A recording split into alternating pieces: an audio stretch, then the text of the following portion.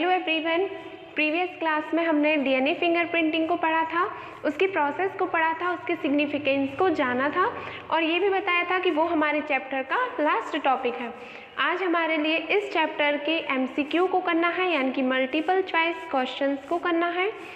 ये ऑब्जेक्टिव जो है एनसीईआरटी बेस्ड है और ये नीट में भी कई बार पूछे जाते हैं और यहाँ से बहुत सारे क्वेश्चंस बनते हैं। सबसे पहले एमसीक्यू की यदि हम बात करें तो वो रहता है कि क्लोबर लीफ मॉडल किसने दिया।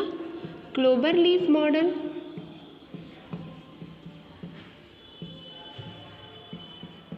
जब आपको क्लोबर लीफ मॉडल बताया था तो ये भी बताया गया था कि इसे जो है वो रॉबर्ट हॉली ने 1965 में दिया था। रॉबर्ट हॉली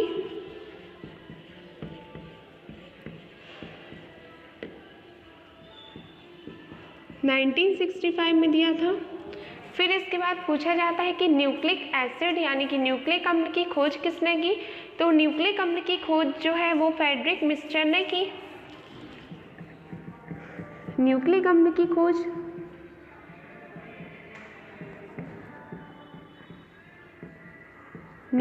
की खोज फ्रेडरिक मिस्टर ने की।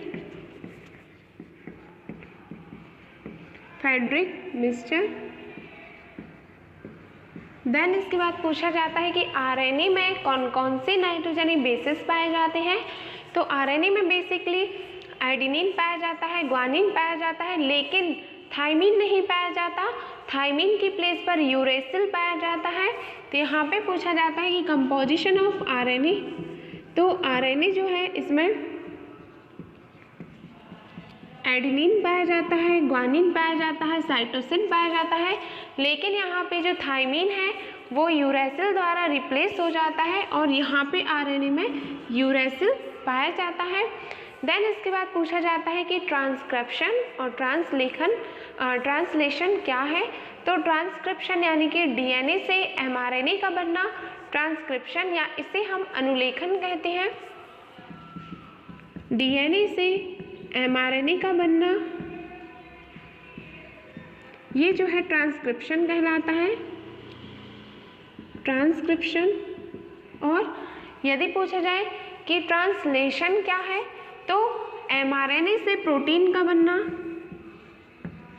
एमआरएनए से प्रोटीन का बनना या प्रोटीन का सिंथेसिस होना ट्रांसलेशन कहलाता है। इसके बाद पूछा जाता है कि एक्सॉन और इंट्रॉन्स क्या होते हैं। तो एक्सॉन्स जो है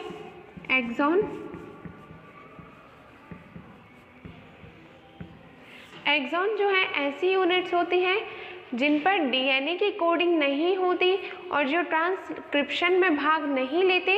इन यूनिट्स के लिए हम एक्सॉन्स कहते हैं जो ट्रांसक्रिप्शन में भाग नहीं लेते।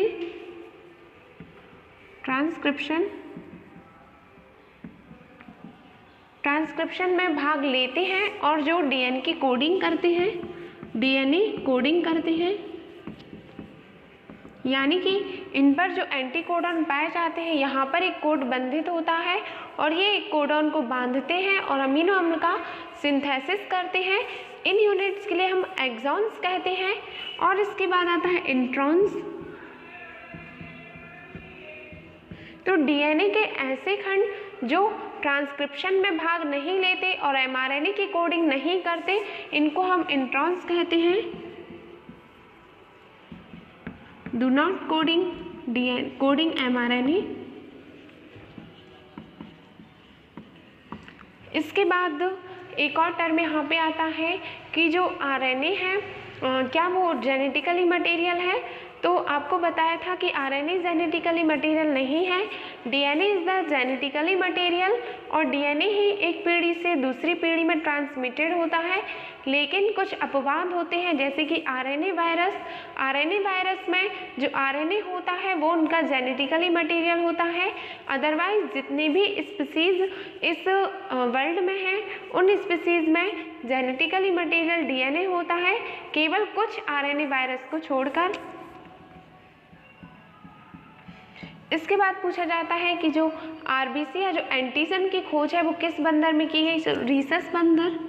रीसस एक बंदर था जिसमें कॉर्ल लैंडस्टीनर ने रीसस नामक बंदर में एंटीजन की खोज की, क्योंकि इसके आरबीसी पर एक डॉट था, उसी को इन्होंने एंटीजन कहा। और ये भी बताया था कि एंटीजन जो है वो रोगों से लड़ने के प्रति क्षमता हमारे शरीर में विकसित करती है और एंटीबॉडी बनाने के लिए प्रेरित करती है।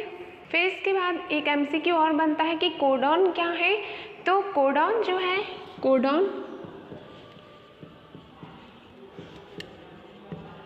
कोडॉन जो है वो 3 नाइट्रोजनी क्षार से बने हुए एक कोड होता है। 3 नाइट्रोजनी बेसिस होते हैं जिसमें नाइट्रोजनी बेसिस, और इन 3 नाइट्रोजनी बेसिस को हम त्रिक नाइट्रोजनी क्षारक कहते हैं, और इस नंबर या इस सीक्वेंस के लिए हम ट्रिपलेट कहते हैं, ट्रिपलेट। इसके बाद पूछा जाता है कि समापन कोडॉन और आरंभन कोडॉन कौन कौन से हैं। तो समापन कोडॉन की यदि हम बात करें, समापन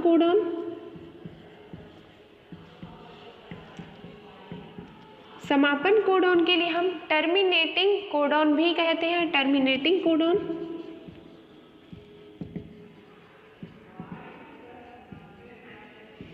और इसे हम नॉनसेंस कोडॉन भी कहते हैं, नॉनसेंस कोडॉन। आपसे ये पूछा जाता है कि समापन कोडॉन कौन कौन से हैं।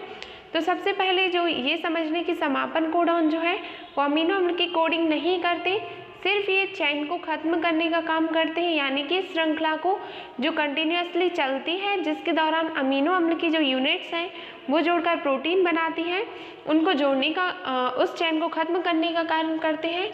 तो ओक्रे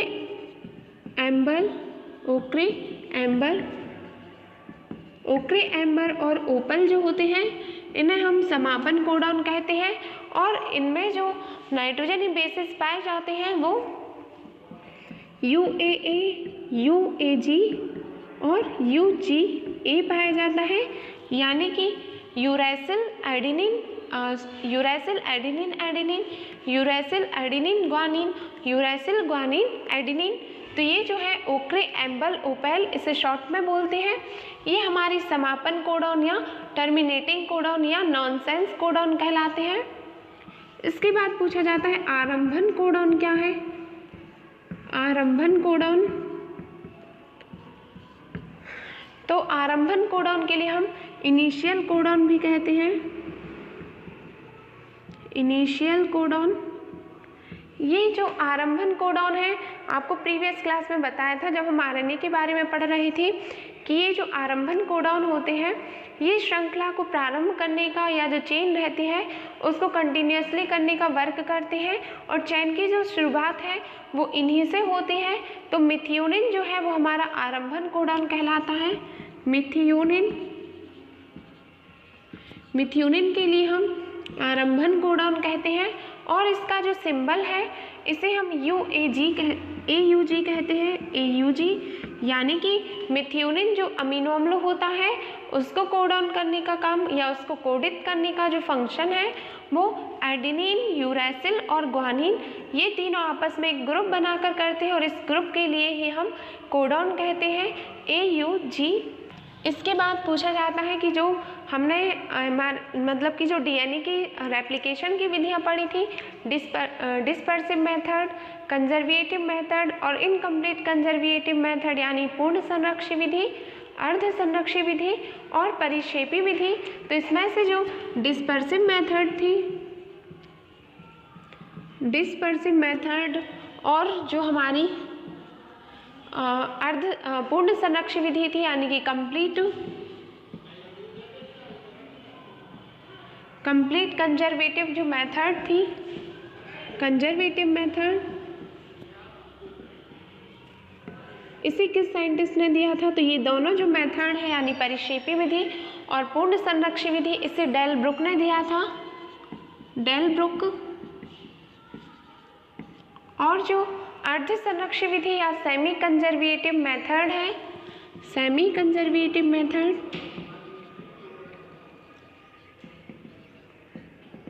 सेमी कंजर्वेटिव जो मेथड है वो मैसेल्सन और स्टॉल ने दी थी।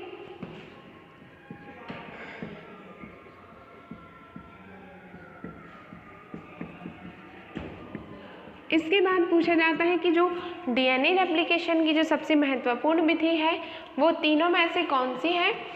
तो अर्ध संरक्षण विधि है जो हमारी सेमी कंजर्वेटिव मेथड है, ये डीएनए रेप्लिकेशन की सबसे अच्छी विधि मानी जाती है। देन इसके बाद पूछा जाता है कि जो रूपांतरण है या ट्रांसफॉर्मेशन है, रूपांतरण की खोज किसने की। तो रूपांतरण की जो खोज है, रूपांतरण या जिसे हम ट्रांसफॉर्मेशन भी कहते हैं, रूपांतरण की खोज ग्रिफिथ ने की।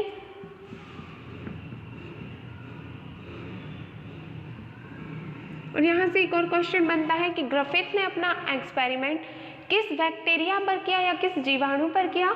तो ग्रिफिथ ने अपना जो प्रयोग था, ये इन्होंने अपना जो एक्सपेरिमेंट था वो डिप्लोकोकस न्यूमोनी पर किया था। डिप्लोकोकस न्यूमोनी,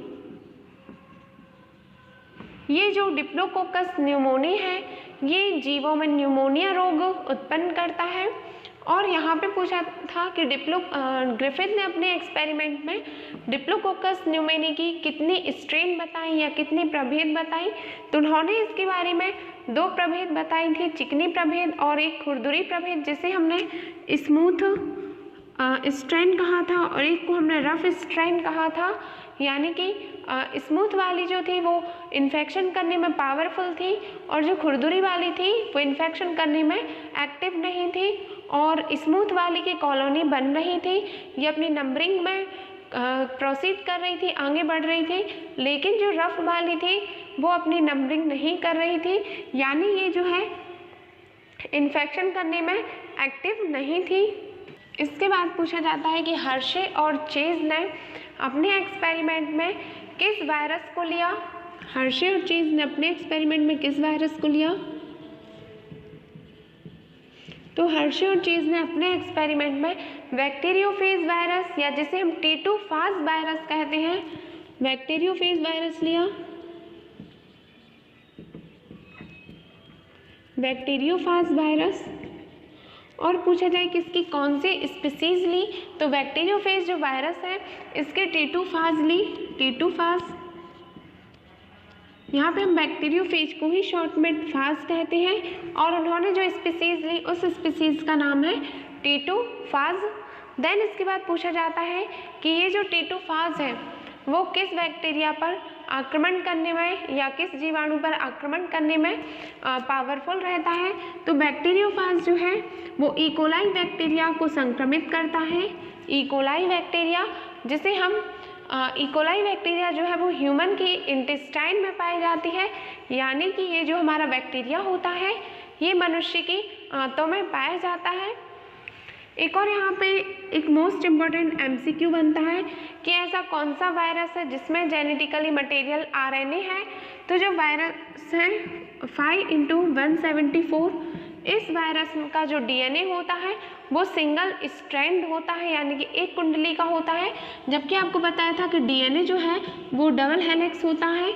लेकिन जो 5x174 वायरस होता है, ये वायरस जो है इसमें सिंगल स्ट्रैंडेड DNA होता है,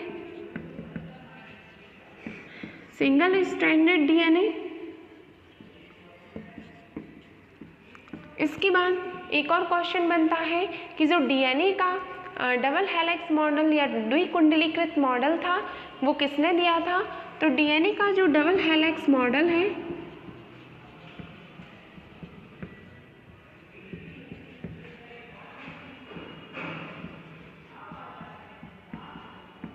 ये जो मॉडल है वो बैटसन और डबल हेलिक्स जो मॉडल है वो हमारे साइंटिस्ट वाटसन और क्रिक ने दिया था, वाटसन और क्रिक ने। और इन्हीं के लिए इन्हें 1953 में संयुक्त रूप से नोबेल पुरस्कार दिया गया था, 1953 में। तो हमने देखा कि इस चैप्टर में DNA कितना ज़्यादा इम्पोर्टेंट रहा, mRNA के बारे में पढ़ा, सभी प्रकार के RNA के बारे में पढ़ा, और हमने देखा कि DNA जो है कैसे रेप्लिकेट करता है, उसका ट्रांसमिशन किस टाइप से